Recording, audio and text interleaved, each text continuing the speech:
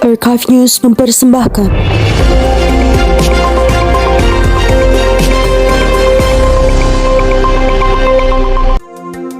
Selamat siang pemirsa, Archive News kembali hadir pada hari ini bersama saya Zaidan Irfan.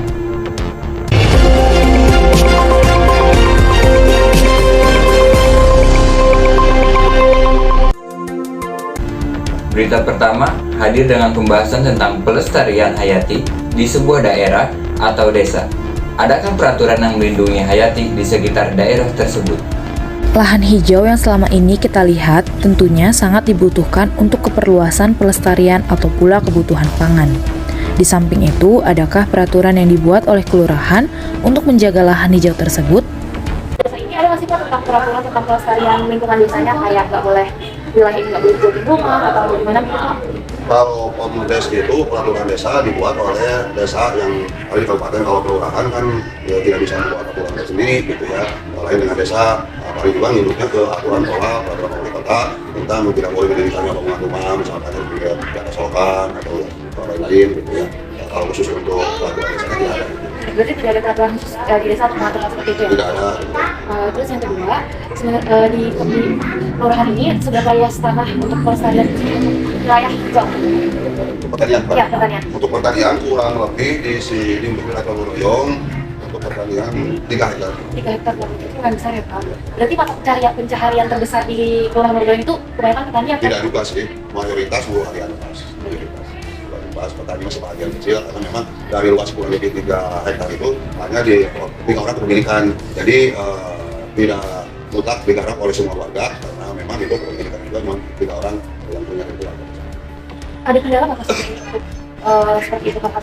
Untuk lahan pertanian Pak, kebetulan dengan musim kemarin banjir yang pada akhirnya irigasinya berantakan ke bawah longsor sehingga kurang lebih yang 2,5 hektar tidak terlagi karena memang bendungan yang adanya terus oleh air.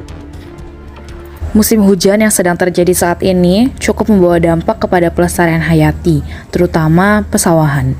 Di samping itu, para petani tentu tetap berusaha, tetap melakukan yang terbaik. Lalu, bagaimana cara petani mengakali kendala ini untuk tetap menghasilkan hayati yang baik? Selanjutnya akan saya alihkan kepada rekan saya, Intan Sabrina, untuk melanjutkan. Baik, terima kasih Rafa. Saat ini saya sedang berada di Kelurahan Gedong Panjang dan saya akan mewawancarai salah satu petani yang ada di lingkungan kelurahan tersebut. Di samping banyaknya kendala dalam bertani, apa yang dilakukan untuk tetap membuat stabil segala kebutuhan untuk bertani? Ya, kalau itu saya mesti bagi-bagi ya sama kebutuhan saya pribadi gitu. Jadi untuk saat ini ya sekedarnya aja gitu. Kalau ada buat obat saya beli buat obat. Nggak ada ya saya kerjakan apa aja yang saya bisa. Biasanya dalam setahun panen itu bisa berapa kali Pak? Dan untuk hasilnya sendiri dijual kepada warga sekitar atau bagaimana?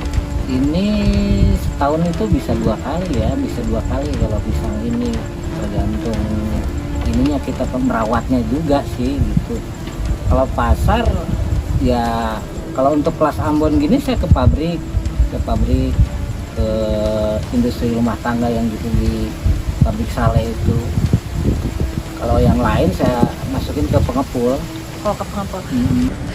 Beliau pun berharap kedepannya pelestarian hayati terutama pertanian lebih mendapatkan perhatian dari pemerintah agar lahan yang cukup luas bisa dimanfaatkan dengan sebaik mungkin. Itu dia tadi hasil wawancara saya dengan salah satu petani di Desa Gedong Panjang ini.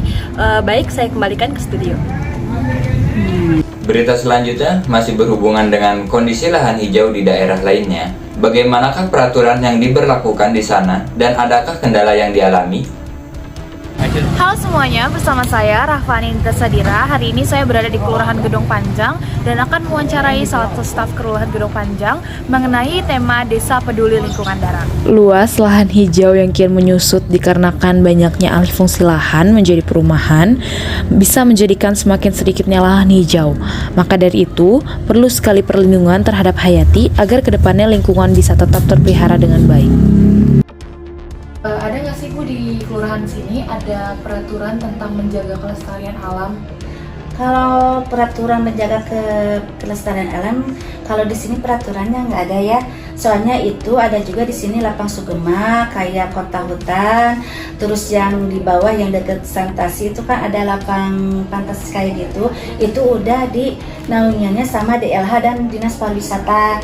Jadi tempat-tempat tersebut kita cuma memiliki di wilayah Gedong Panjang aja. Kalau peraturan seperti itunya itu ada di DLH sama Dinas Pariwisata. Berarti sudah diambil alih sama dinas lingkungan. Iya, Berarti udah diambil alih. Ibu kelurahan ini udah nggak punya wewenang untuk menjaganya. Iya, kalau wewenang kayak gitu udah nggak, paling juga menjaga keamanan aja gitu. Kalau untuk kebersihan, terus untuk misalkan mau ada ditanam, ada penanaman pohon seperti itu sudah dari DLH sama Dinas Pariwisata gitu.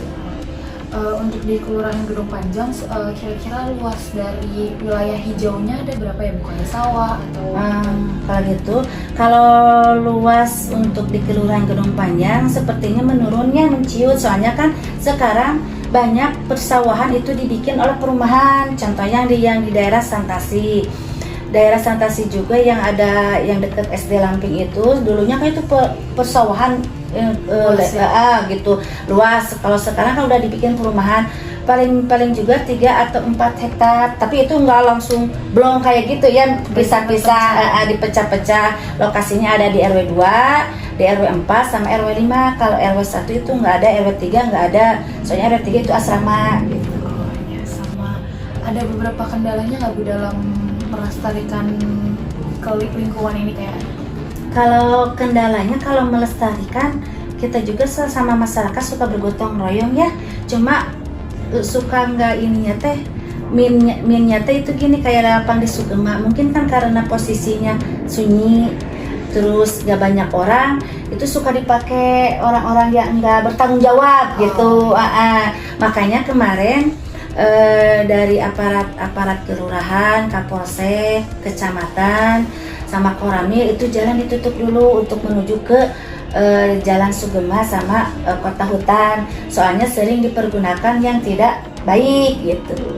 Saya itu kendalanya udah nggak ada lagi Bu? Ya, kalau kendalanya untuk kebersihan itu kan udah ditanggung sama itu ya, sama dinas-dinas instansi yang terkait gitu. Kalau kita cuma untuk keamanannya aja. Pemirsa, informasi tadi sekaligus menutup kebersamaan kita dalam Archive News hari ini. Harapan terbaik untuk keberlangsungan lahan hijau ke depannya agar semakin banyak dan terjaga dengan baik. Saya Zaidan Irfan, mewakili tim redaksi, mengucapkan terima kasih. Salam Archive News.